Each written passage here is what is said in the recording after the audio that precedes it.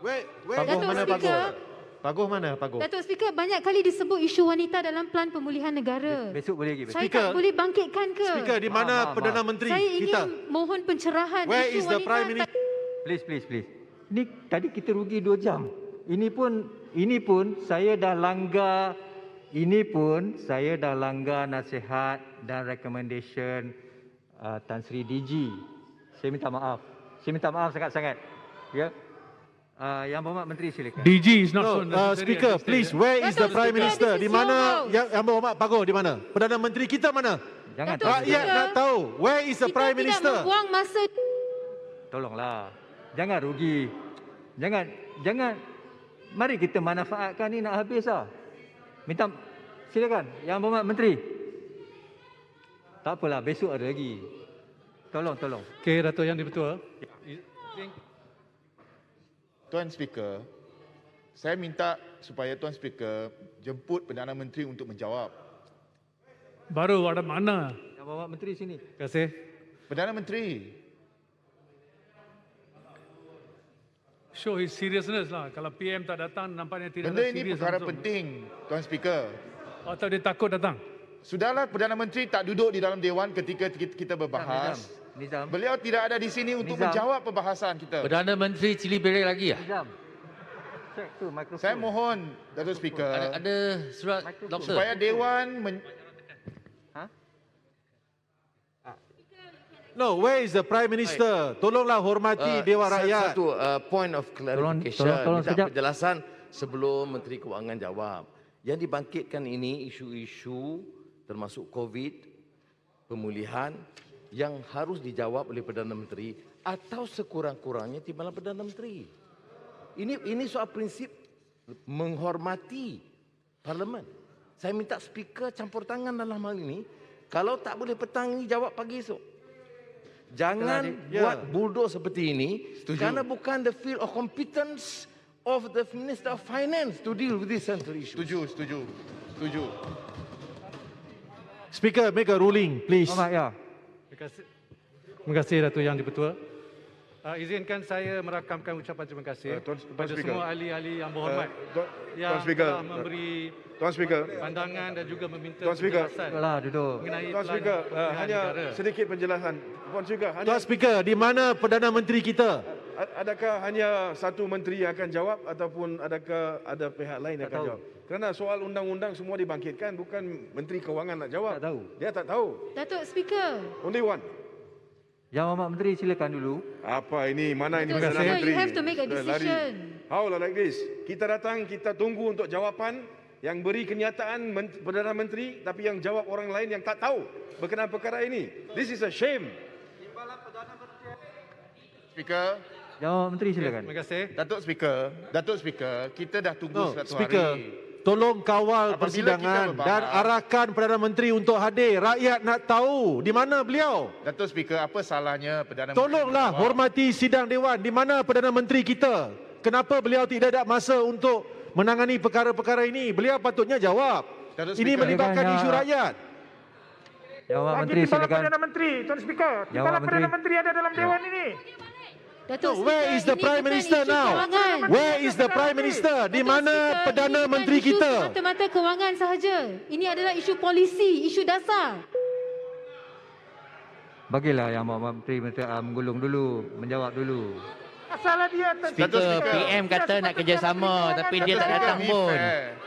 Berlaku Kerjasama adil. apa macam ni? Kita dah tunggu sehari suntuk. Kalau kita dah lihat- bahas. Tuan Speaker, Nizam. panjang Jawapan sejarah tidak ada di Parlimen, Dewan untuk Speaker. dengar perbahasan kita. Kini sepanjang Abang Berhormat sejarah Paduka pun tak Parlimen datang sejak untuk merdeka, jawab. nak bagi jawapan belum on pernah behalf of Perdana berlaku. Menteri.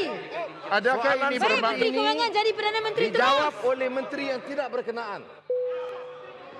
Ataupun sekurang-kurangnya timbalan Perdana Menteri yang jawab. Ya, betul. kurangnya Kenapa ada jawatan timbalan Perdana Menteri? tentang darurat? Kita sokong Menteri pun tidak, Perdana Menteri pun tidak ada, timbalan Perdana Menteri ada, tak mau jawab. takkan Perdana Menteri tak ada, timbalan Perdana Menteri tak boleh jawab. Menteri Kewangan apa? Jangan jadikan timbalan Jawatan menteri mau, sebagai boneka timbalan besar. Perdana Menteri mau, jawab tak mau, takut ya. Kalau macam tu bagi Arau jawab. Proses.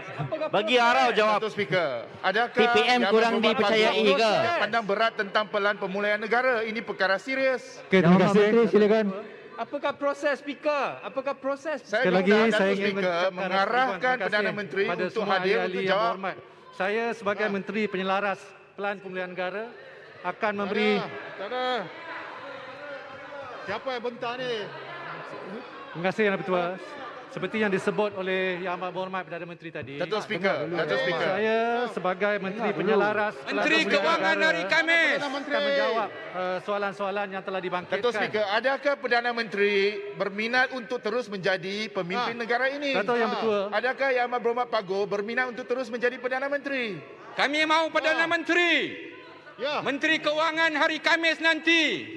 Sehari Terima kasih. untuk Pago tidak ada dalam Datuk Yang Dewan. Bertuah, Dengan isu ucapan pertama kami sekarang saya ingin sekurang-kurangnya jelaskan adalah berkenaan Pago patut isu hadir tentang untuk kontrak. memberikan maklum balas. Isu ini Kami yang mahu dibangkitkan Perdana dulu. Menteri yang jawab. Yang Berhormat Dengar dulu, dengar Pak dulu. Nixon, Pandan, Jelebu dan juga Pematang Paut. Belum pernah dalam sejarah Dewan ini sejak merdeka dan parlimen diadakan soalan substantif kepada Perdana Menteri, soal perlembagaan, soal darurat dijawab oleh Menteri Kewangan. Belum pernah. Tuan Speaker, jangan izinkan parlimen ini dipermainkan. We hold you responsible. Speaker mesti ada courage. You are the Speaker of the House. Sudahlah Menteri Kewangan. Mana pernah berlaku dalam sejarah? Sudah. TPM. Ini kita sokong. Timbalan Perdana Menteri boleh. Ada telur sikit. TPM nak jawab, TPM tak ada. Apa jadi TPM? Yang Berhormat, Yang Berhormat, Tak, kita sokong.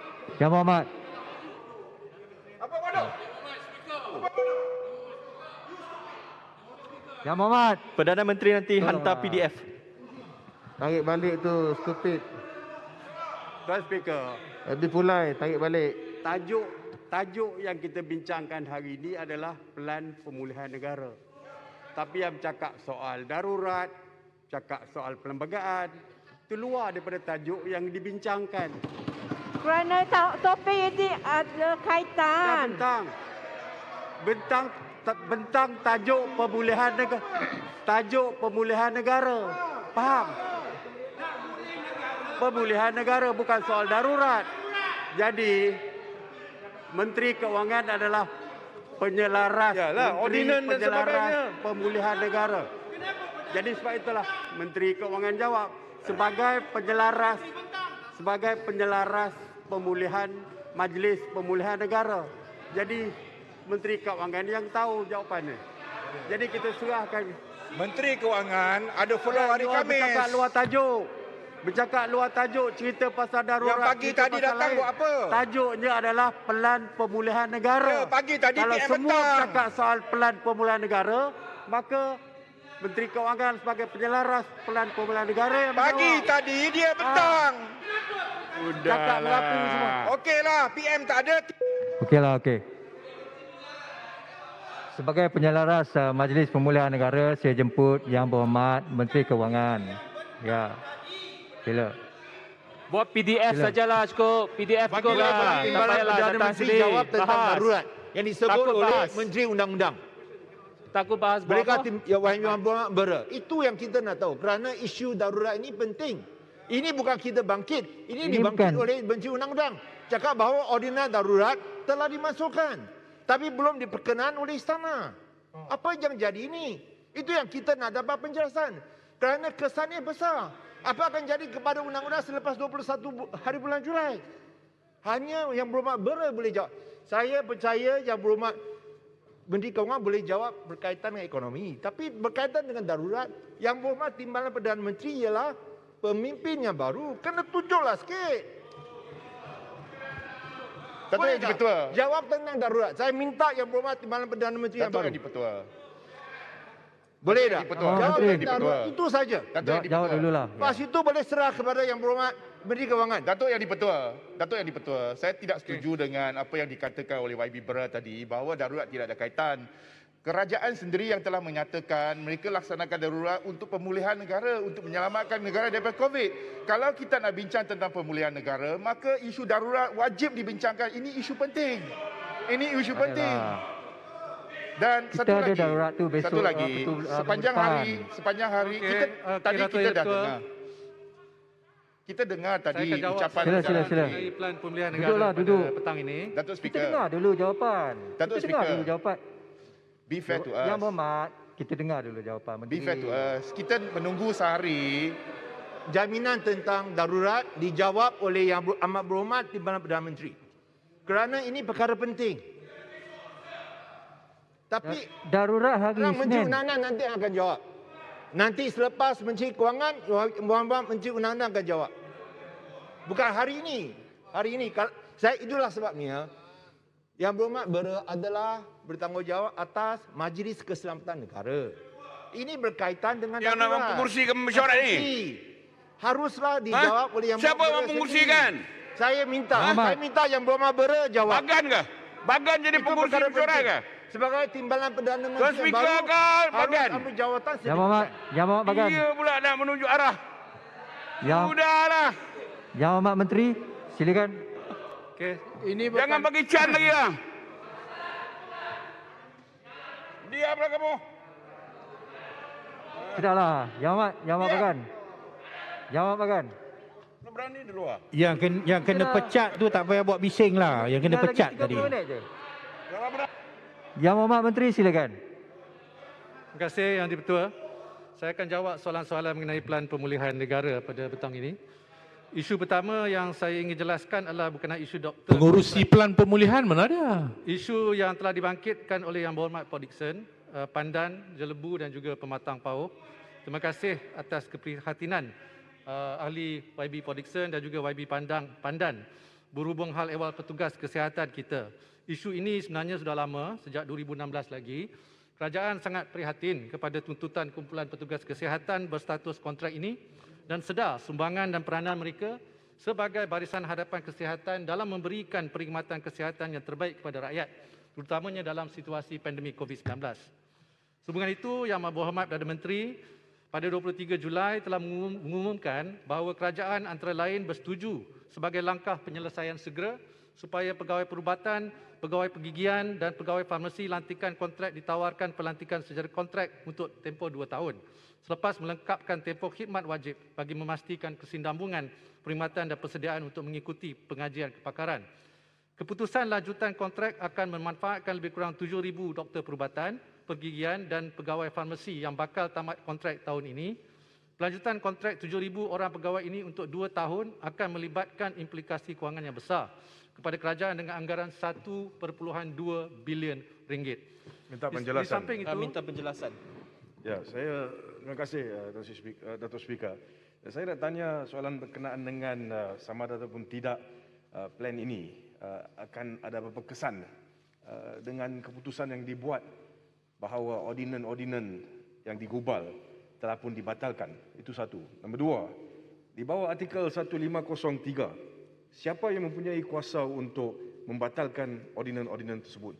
Nombor tiga, di bawah artikel yang sama, kalau telah pun dibatalkan, adakah ianya perlu juga late before the house hari ini?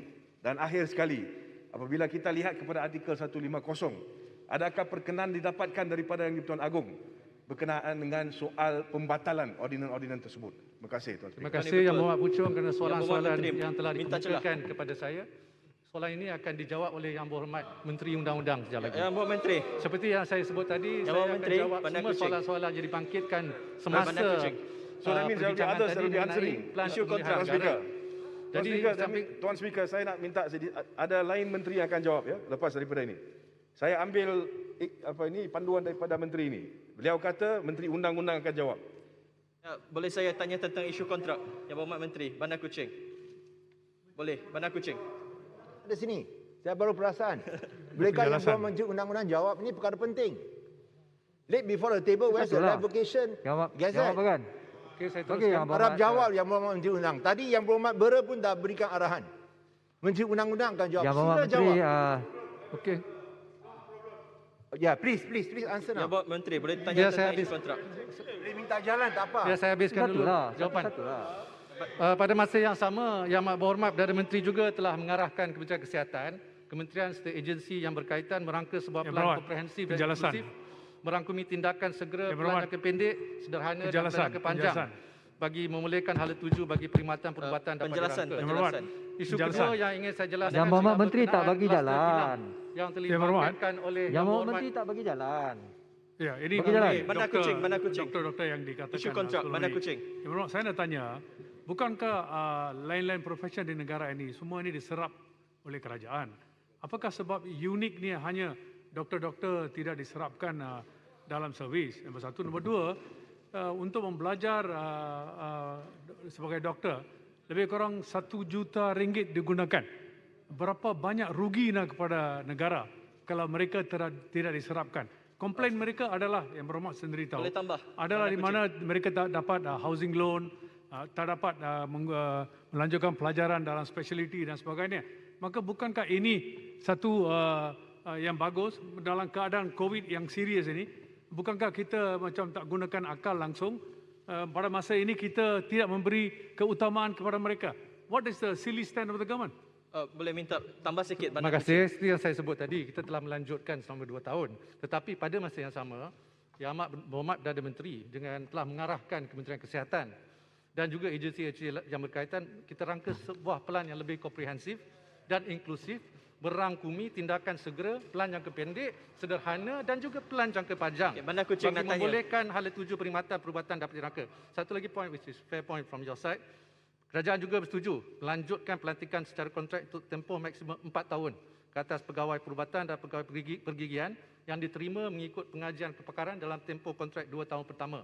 Jadi langkah ini bagi memastikan pegawai-pegawai yang berkenaan berjaya melengkapkan pengajian kepakaran Yang Berhormat, masing-masing. Boleh Berhormat, Isu yang Bandar satu Kucing. lagi Mohon ialah celah, isu kluster kilang yang disebut oleh Yang Berhormat Port Dickson. Mohon celah. Mohon celah. Bandar Kucing. Gopeng. Terima kasih Bandar Yang Berhormat Kucing, Menteri. boleh selepas Gopeng. Ini berkenaan dengan lanjukan kontrak kepada mereka yang dapat hadiah latihan persekutuan.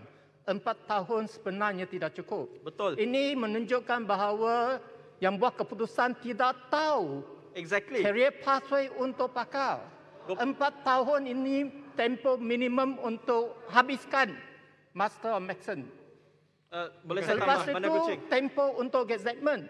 Jadi 4 tahun pasti tidak cukup.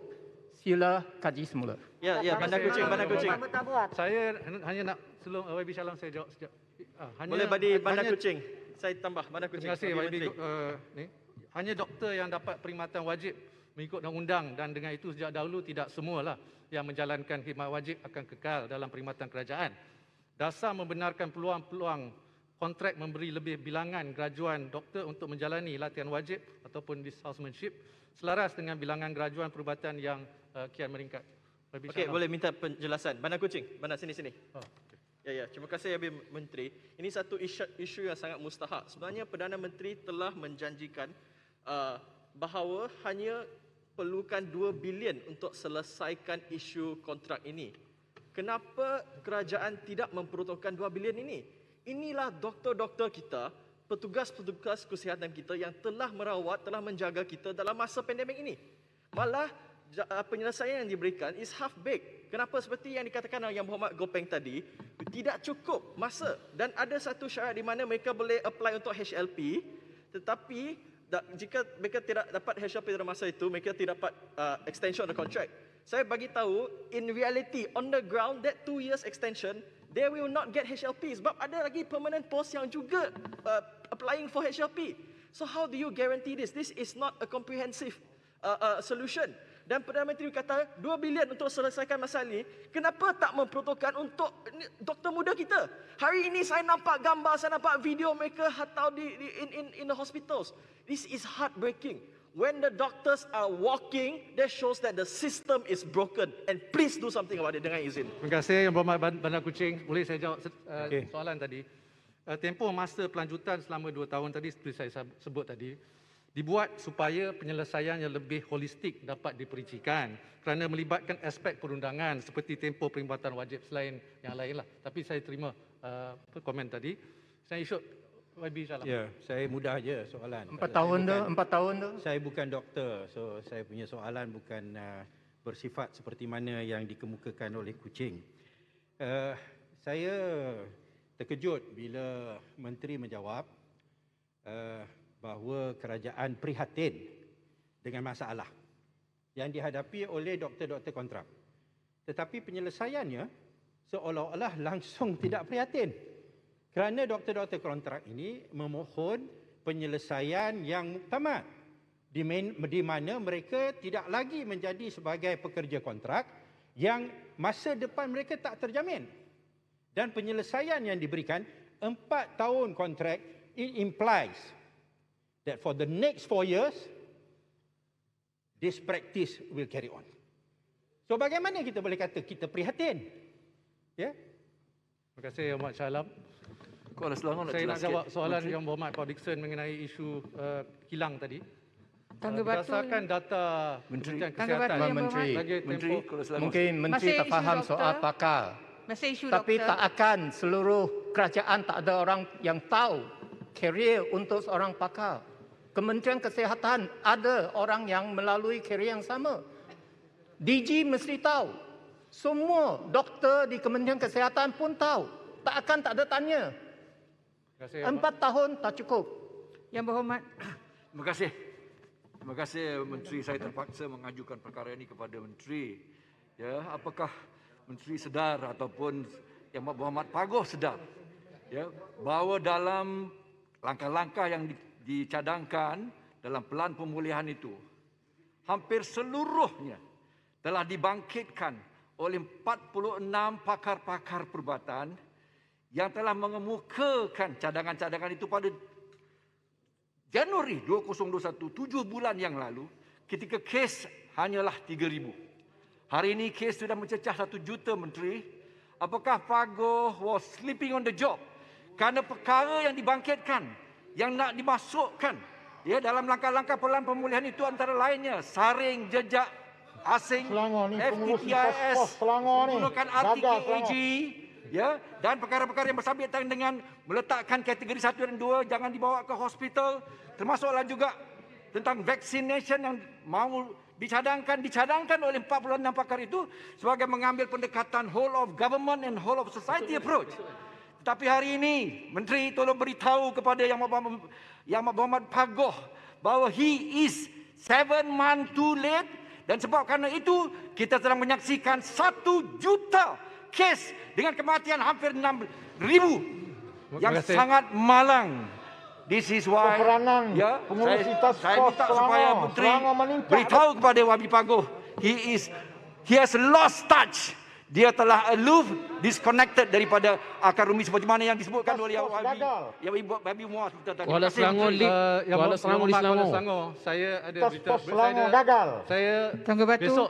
besok Menteri Kesihatan ada membuat penerangan. Dia Tangga mungkin batu memberi, sikit Yang Berhormat. Tangga batu Pelan, boleh. ya. Ini pelan pemulihan yang dibangkitkan oleh Ya, Perdana pemulihan. Menteri. Tangga batu. Boleh sikit ya, Berhormat? Sikit ya. Terima kasih Yang Betul. Saya ingin bertanya, apakah yang dipulihkan? Ya, contohnya jika doktor kontrak ditamatkan kontrak sedangkan pandemik sedang menggila dan golongan-golongan muda yang profesional ini teraniaya. Bagaimana kita nak jawab kepada anak-anak yang bercita menjadi doktor bahawa bidang ini tidak menjanjikan masa depan. Belajar bertahun-tahun dan menjadi hero sejak pandemik. Namun disampahkan begitu saja. Terima kasih. Seperti yang saya sebut tadi, besok ada peluang lagi dengan Menteri Kesihatan akan memberi penerangan. Saya hanya memberi ulasan sebentar tadi mengenai apa yang telah diumumkan oleh Yang Berhormat Perdana Menteri. Isu kedua kalau boleh saya jawab ialah isu perkilangan tadi, kluster kilang.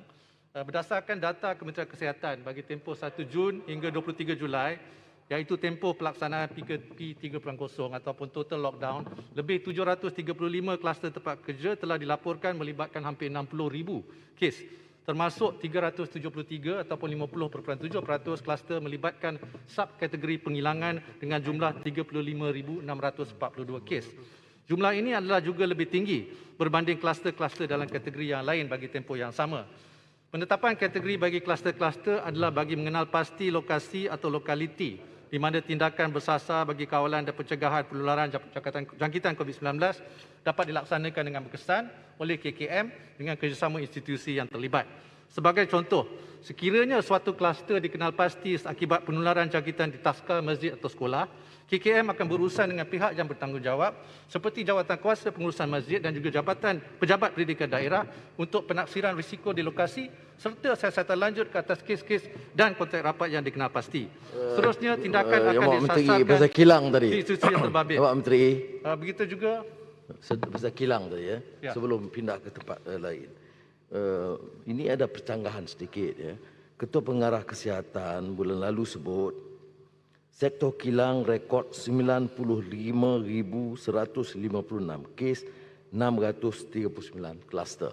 Kemudian yang terakhir, setelah Menteri Besar Selangor menyebut 80% of clusters in Selangor are from factories, maka Tan Sri Nur Hisham beri penjelasan 91% kes kluster di Selangor di tempat kerja dan 80% di kilang, kluster kilang, ya, dan 11% dari sektor pembinaan. Jadi oleh demikian, apa yang disebut oleh Tan Sri Nur Hisham itu memang benar ya, bahawa 80% daripada kes besar di Selangor ini adalah dari kilang. 11% daripada sektor pembinaan. Ini yang saya bangkitkan. Maknanya dalam meluluskan, janganlah pakai lulus tak ikut peraturan dan ada runding-runding.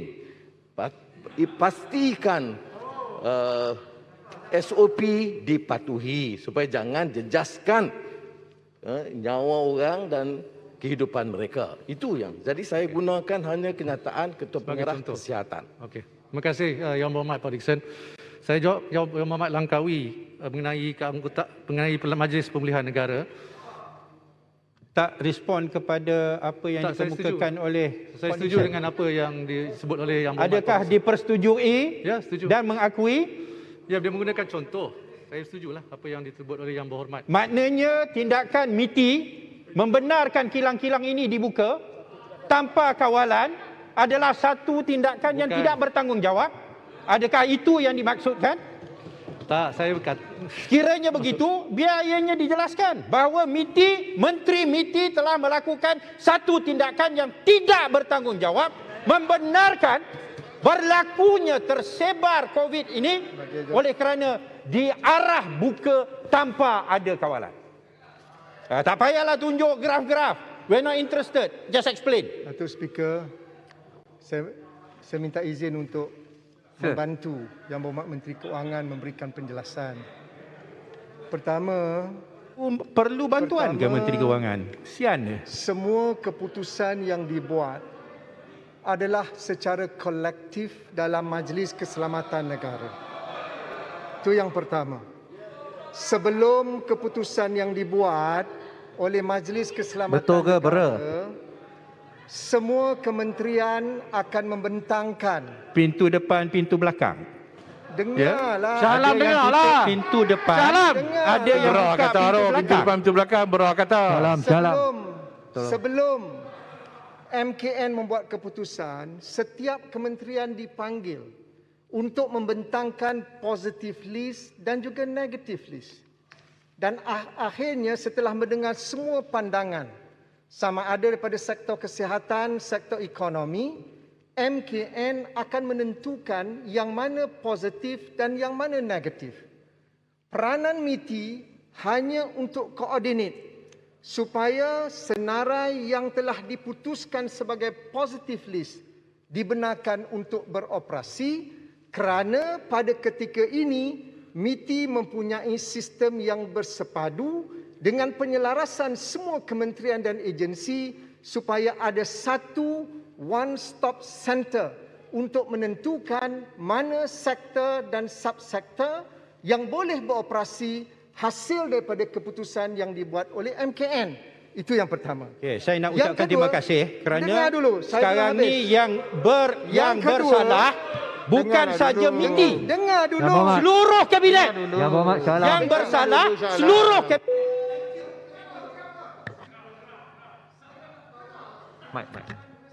Mike.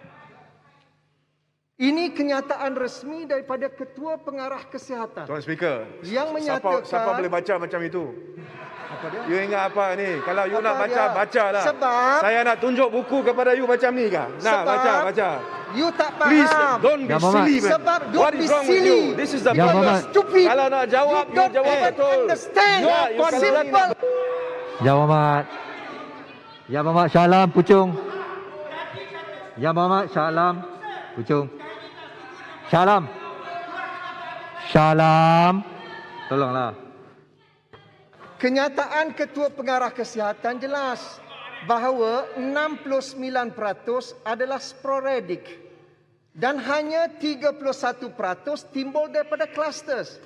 Maka saya nak bagi lagi satu fakta. Tak nampak. Patut nampak ni. Sektor pembuatan. Tak nampak lah. Ingat. Daripada ini Dewan tau. Ini bukan bilik hotel. Tadi kata Tolong diamlah. dengan prediction. Yang Berhormat. Yang Berhormat. Shah Alam. Shah Alam.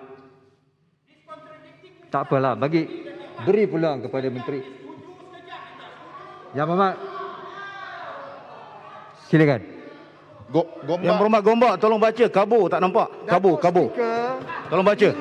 Tak apa, nanti kalau boleh Yang Berhormat edarkan semua tu kepada pihak Mengkang. Sebab kabur speaker kabur macam video kabur. Nak tunjuk daripada 1 Kena forensic check lah. 1 Jun hingga 23 Julai. Ini data CPRC daripada Kementerian Kesihatan yang membuktikan dalam tempoh yang berkenaan ada 408,134 kes.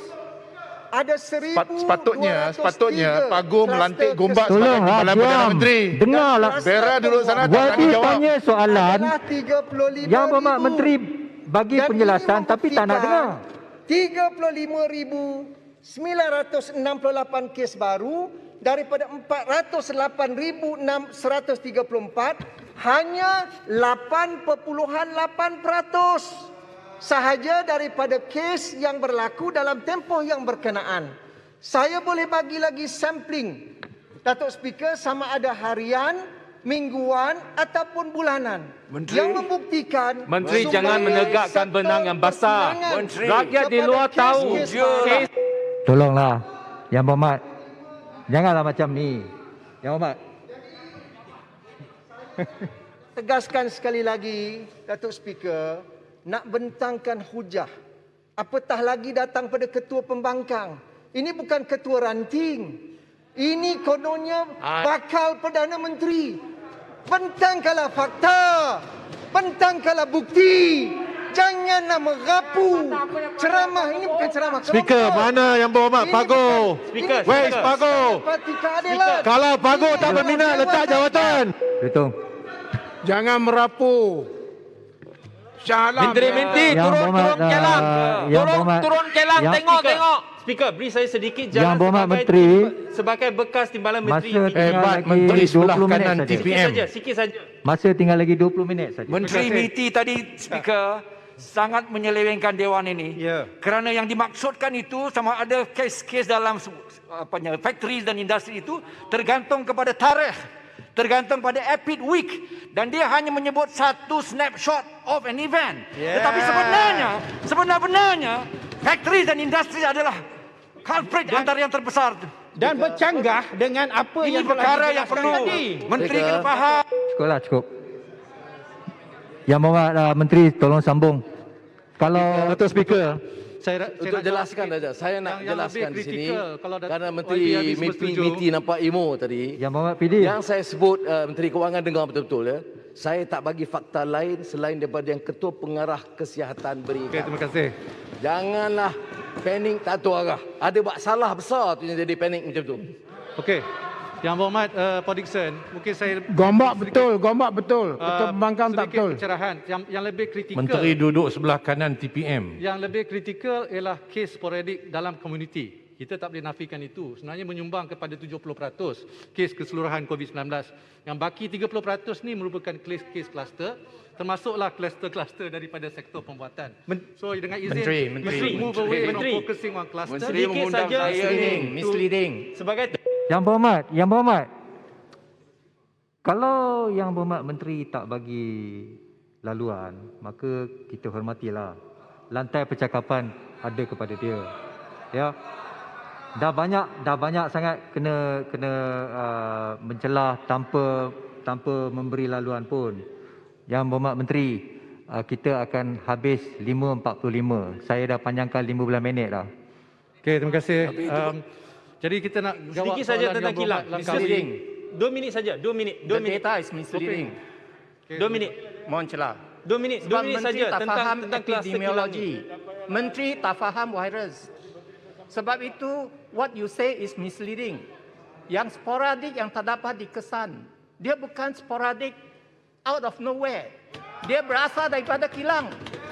You got to trace. Terima kasih Yang Berhormat Gopeng. Kilang.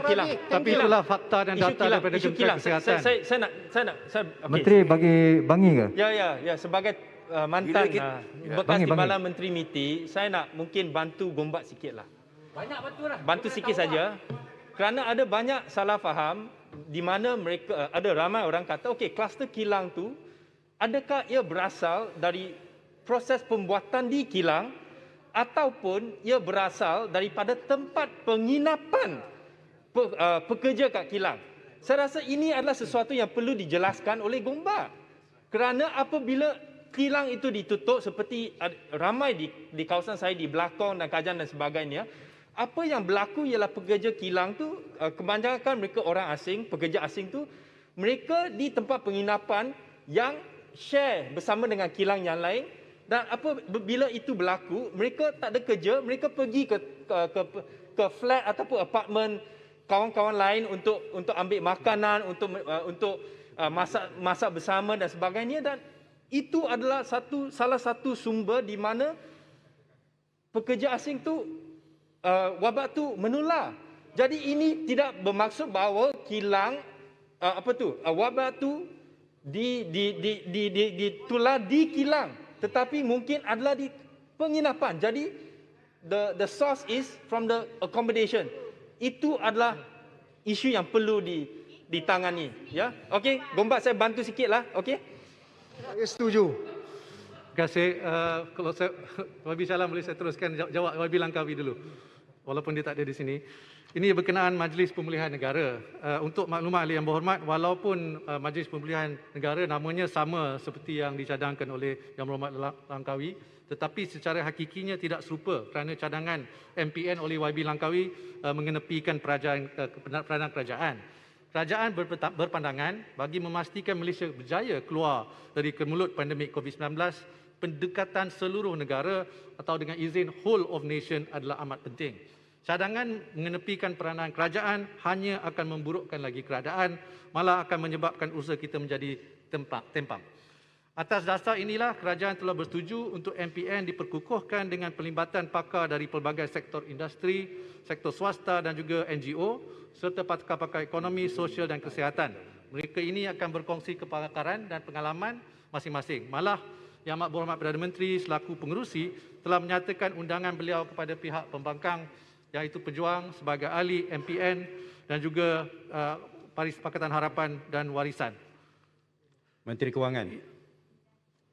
Saya nak sebut satu je lah. Terima kasih. Hujah itu secara rasional mungkin boleh dipertimbangkan. Kalau kita tak ambil kira bahawa kerajaan yang sedia ada setahun lebih telah gagal. Apabila kerajaan ini telah gagal and is clearly clueless atas cara bagaimana nak menangani pandemik ini, maka saya menganggap campur tangan kerajaan yang ada ini hanya akan menyulitkan. Terima kasih Yang Berhormat Shah Alam. Saya ambil maklum. Isu kesesakan di hospital juga dibangkitkan oleh Yang Berhormat Langkawi dan juga Yang Berhormat Jelebu. Soalan. Adalah Yang Berhormat. Ini saya ada bangkitkan persoalan tentang wakil daripada pembangkang dalam Majlis Pemulihan Negara. 3. Jadi 1 daripada PH. Cukupkah seorang wakil itu daripada PH? Dalam PhD pun ada 3 parti di situ. Kenapa wakil 1 saja? Dan saya telah mencadangkan 3 lah. Okey, saya akan bentangkan cadangan di dalam Majlis Pemulihan Negara nanti. Terima kasih Yang Berhormat. Isu yang dibangkitkan oleh Yang Berhormat Langkawi dan juga Jelebu ialah mengenai kapasiti di hospital. Tentang keanggotaan Majlis Pemulihan. Yang Berhormat Menteri Kewangan, terima kasih. Saya nak cadangkan juga bukan setakat menambahkan ahli dan juga hak untuk bercakap bagi pihak pembangkang, tetapi juga memberikan peluang kepada pembangkang untuk mencadangkan anggota-anggota NGO dan pakar-pakar supaya tidak hanya ada satu cadangan daripada kerajaan saja. Terima kasih. Terima kasih Yang Berhormat Berkhidmat Tajam. Sekali lagi saya akan bangkitkan isu ini dalam MPN mesyuarat yang akan datang ini. Terima kasih. Jadi mengenai balik kepada kesesakan kapasiti yang dibangkit oleh Yang Berhormat Langkawi dan juga Jelebu, kesesakan kapasiti sistem kesihatan awam ni adalah satu faktor yang amat penting. Justeru kapasiti sistem kesihatan awam, terutamanya penggunaan kapasiti ICU adalah satu daripada 3 indikator utama yang perlu dipantau rapi dalam Pelan Pemulihan Negara dalam konteks peralihan secara berfasa. Ekoran penggunaan penuh kapasiti hospital khususnya di Lembah Kelang, kerajaan telah menguburkan Greater Klang Valley Task Force untuk menangani tekanan tersebut. Mimpi pun Lembah Pantai. Nak bertanding Lembah Pantai ke Menteri? Lain macam tu. Sorry YB Lembah Pantai. Pertama, kerajaan telah menyediakan peruntukan tambahan 350 juta untuk Kementerian Kesihatan bagi meningkatkan kapasitinya merawat pesakit COVID-19. Kedua, kerajaan juga telah mengamalkan pendekatan whole of government dan juga meningkatkan kapasiti rawatan COVID melalui mengoptimalkan kapasiti hospital pengajar seperti di UKM dan UM dan juga hospital tentera Tuanku Mizan dan penyediaan hospital Medan oleh Kementerian Pertahanan dengan peruntukan setakat ini 100 juta ringgit. Ketiga, mengambil juga pendekatan whole of nation dengan melaksanakan penyumberan luar kes ataupun decanting daripada hospital kerajaan kepada hospital swasta dengan peruntukan sebanyak 210 juta ringgit.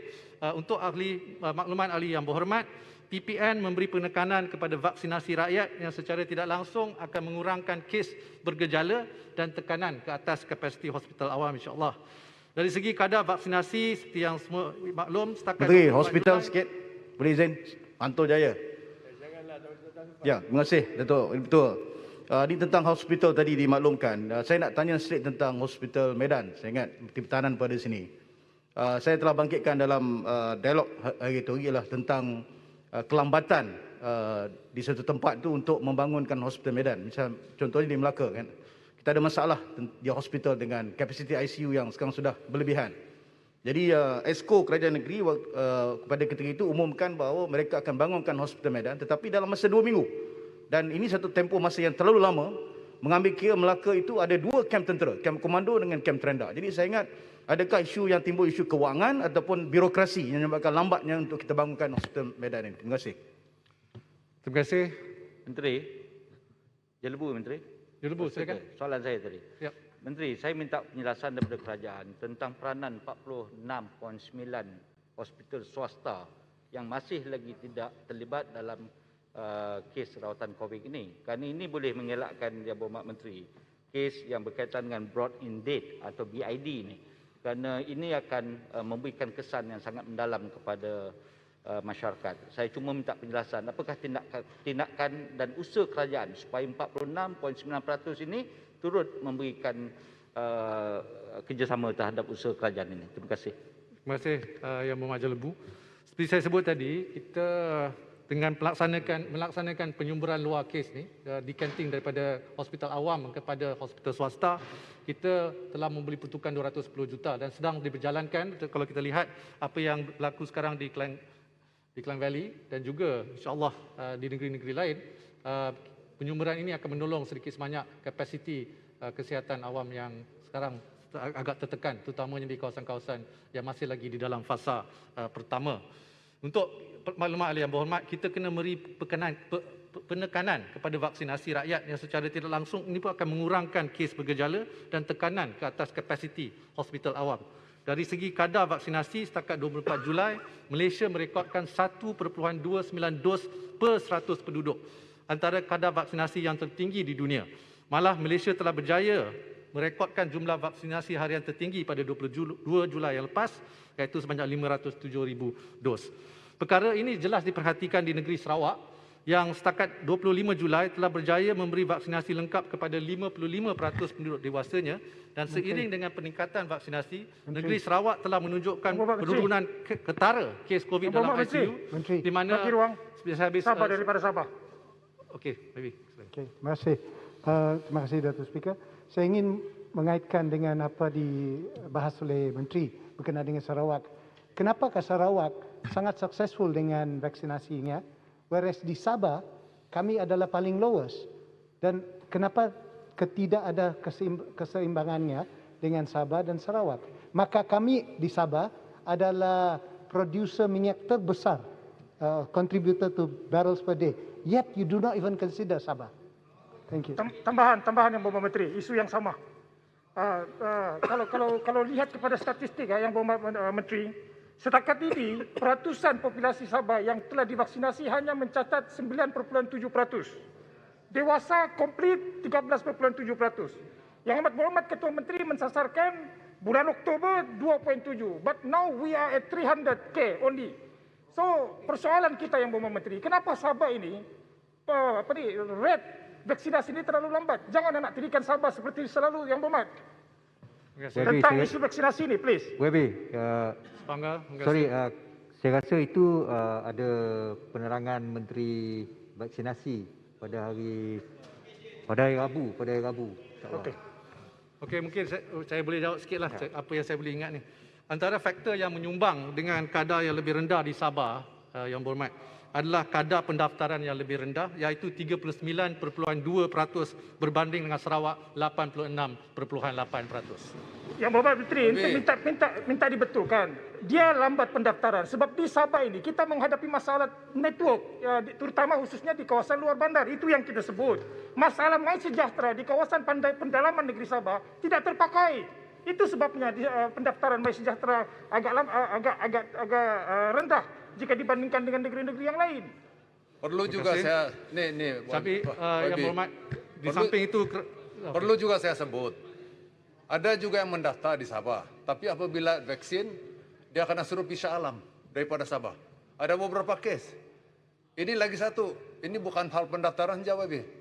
Kemudian dari pendaftaran, ada pendaftaran yang dibuat oleh JPKK di peringkat kampung dan sebagainya. Tapi masalahnya vaksin. Vaksin tidak ada, Wabi.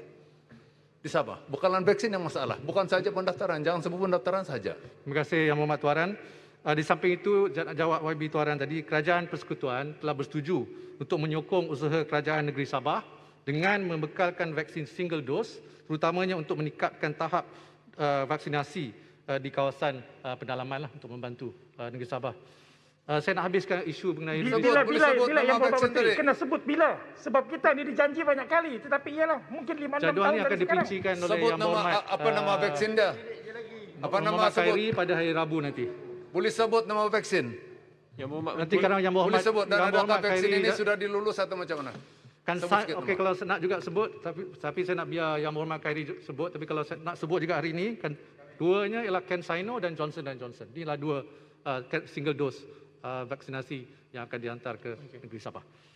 Kalau saya boleh habiskan mengenai Yang Berhormat 5 minit lagi ya. Yang Berhormat Menteri ada dua soalan pendek. Pertama sekali, apa update janji sumbangan 400 juta ringgit yang diumumkan pada belanjawan tahun ini yang patut disalurkan daripada syarikat-syarikat pengeluar getah kepada kerajaan.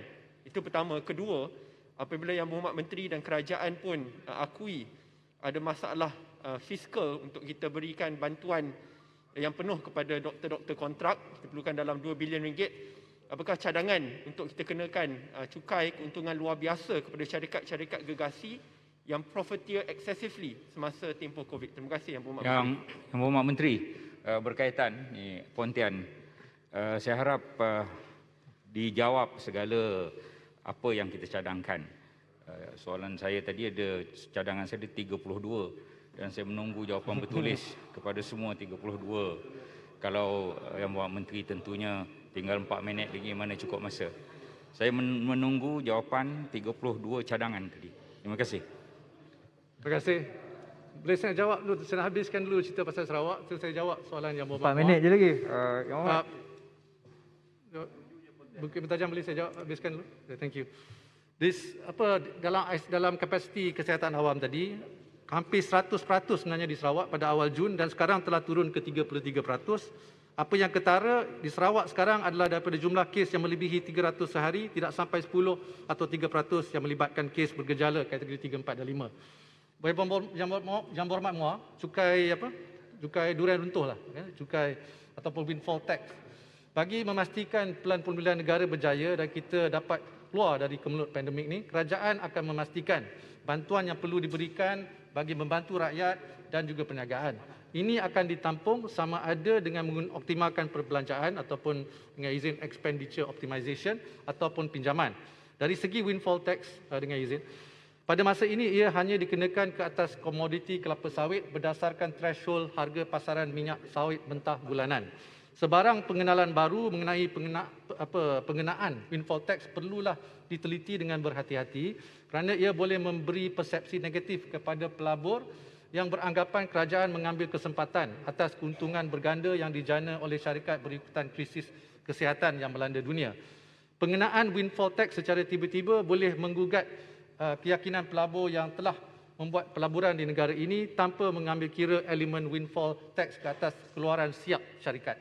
Sekiranya pelabur sedia ada di Malaysia memilih untuk berkembang ke luar negara, ini boleh mengakibatkan kemungkinan negara kehilangan peluang pelaburan yang lebih tinggi pada masa depan oleh industri yang terlibat. Dalam kita nak mempelbagaikan lagi hasil negara, kerajaan juga sentiasa meneliti percukaian sedia ada dan juga langkah-langkah yang perlu untuk membawa sektor ekonomi tidak rasmi atau informal ekonomi ke dalam ekonomi arus perdana bagi menambah pendapatan negara. Jadi tambahan lagi, Yang Berhormat Muar, kerajaan akan terus berusaha memperkukuh dan memaksimumkan kutipan hasil cukai dan meningkatkan keapungan cukai melalui inisiatif pembaharuan cukai. Yang Berhormat, insyaAllah. Ya, terima kasih Menteri. Saya rasa jawapan Menteri berhubung dengan windfall tax itu agak sukar untuk diterima. Kerana pelabur bila dia datang, dia dah ada dia punya projected profit. Dan selagi mana ianya boleh mencapai lebih daripada itu, maka ianya merupakan satu pelaburan yang berjaya. Maka windfall tax ini dikenakan bagi syarikat-syarikat yang mendapat keuntungan yang berlipat kali ganda, yang unexpected oleh kerana krisis ini. Maka saya merasakan bahawa ianya tidak seharusnya menjadi isu untuk mana-mana pelabur kerana keuntungan yang telah pun diramalkan telah pun tercapai. Selagi mana itu dapat dijamin, maka ianya tidak semestinya menjadi satu masalah. Berhubung dengan masalah pendaftaran tadi, saya nak komen satu je lah. Kalau dah ada daftar 39% di Sabah, dan kita buat hanya 9%, kita tak boleh gunakan kurangnya pendaftaran itu sebagai alasan. Kerana kalau kita dah buat semua 39%, lepas tu kita bolehlah kata pendaftaran itu satu masalah. Ya, itu pandangan saya. Terima kasih. Yang Berhormat, masa dah tamat. Boleh saya arahkan bahawa semua jawapan bertulis diberi kepada semua persoalan dalam masa 10 hari bekerja dari hari ini. Okey, boleh Yang Berhormat. Tadi yang Menteri Undang-Undang kata nak jawab tadi. Sekejap. Mengenai Menteri Undang-Undang mengenai darurat tu, kita ada topik khas untuk darurat pada hari Isnin. Saya arahkan Menteri Undang-Undang dan saya akan beritahu Tuan Setiausaha Dewan Rakyat tolong beritahu Menteri Undang-Undang supaya beliau menjawab semua persoalan tentang darurat pada hari Isnin 2 hari bulan Ogos. Tuan Speaker, jadi dia akan bentang jugalah pasal darurat hari akhir, ya, bukan timbalan Perdana Menteri yang bentang. Ada dalam ni kan apa tu aturan urusan aturannya timbalan Perdana Menteri yang bentang. Tuan Speaker, Isnin 2 Ogos. Saya arahkan Menteri Undang-Undang untuk menjawab semua persoalan darurat yang dibangkitkan tadi 2 hari bulan Ogos. Ya. Tuan Speaker, Datuk Betul. Tuan Speaker, boleh minta dijawab besok kerana ini perkara penting untuk memberikan darurat, hari darurat lah kepada semua Yang Berhormat, dah nak jawab saya bagi arahan. Tuan Speaker, kita ikut. Tuan Speaker, ikut atur cara lah, ikut atur cara. Saya nak tanya satu penjelasan. Pagi tadi Tuan Speaker telah memberi petua mengatakan bahawa Yang Berhormat Pagu akan hadir untuk memberi ulasan selepas mendengar perbahasan. Yang Berhormat Pagu tidak hadir. Saya tak bagi petua pun. Ada Yang Berhormat. Dan tadi Yang Berhormat Menteri Kewangan telah memberi jawapan. Kita sedang mendengar. Tiba-tiba Tuan Speaker mengatakan bahawa beliau tidak perlu untuk sambung dan jawapan akan diberikan secara bertulis 7 hari daripada hari ini. Sebab masa dah habis. No. Kita buang masa 2 jam pergi tadi. Buang masa? Ya, 2 jam. Kita tidak membuang masa, Tuan Speaker. Kita tak dengar persoalan ni, persoalan dalam agenda tu. Tuan Speaker, kenapa Tuan Speaker berlaku begini? Kerana dalam Dewan ini, rupa-rupanya Tuan Speaker kita jangan kita berhenti, Tuan Speaker. Kita boleh tamatkan sidang kita. Sudahlah. No, Tuan Speaker. Bila saya kata buang masa sebab semua boleh tamatkanlah. No, why are you hijacking the house, Tuan Speaker? You are hijacking the house. Benarkan menteri untuk memberi jawapan. Mana saya hijack the house? Balik jelutong. The house is here, everybody is sitting here. I'm No, not Tuan hijacking the Speaker, house. kenapa tidak membenarkan You are standing up to talk. Tuan Speaker. I think you are the one who's hijacking the house. Ya, kami ingin tahu. You are hijacking the house, Tuan Speaker. Kenapa menghalang, memberhentikan Menteri Kewangan memberi ulasan? Sebab masa dah habis 5.45, saya cuma boleh ada kuasa saya melanjutkan 15 minit saja. No, Tuan Speaker, tolonglah berlaku adil. Dan mengapa memberi arahan 7 hari untuk memberi jawapan? Perkara ini boleh disambung esok. Nak kena tulis semua kan? No, it can be continued tomorrow. Kenapa tidak dibenarkan untuk sambung esok untuk kami mendengar penjelasan? Besok benda lain, ya. Okey. Yang Hormat, yang buang masa tadi ni kerajaan. Yang Hormat. Kalau dia beritahu daripada awal yang sebelum saya menangguhkan Dewan,